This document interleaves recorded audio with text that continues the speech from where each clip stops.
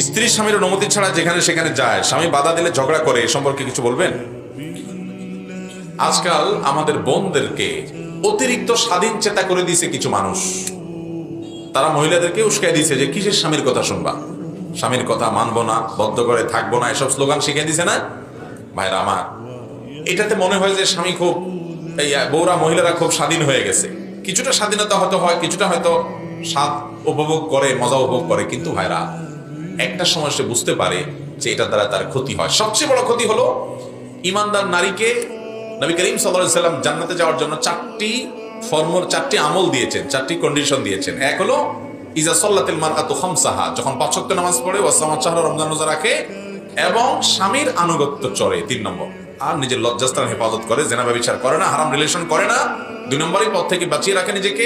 এই 4টা কাজ করলে ওই নারীর জন্য জান্নাত আল্লাহ তাআলা সহজ করে, সে জান্নাতে যে কোনো দরজা দিয়ে প্রবেশ করে। এই জন্য ভাইরা আমার, আমাদের মা বোনরা স্বামী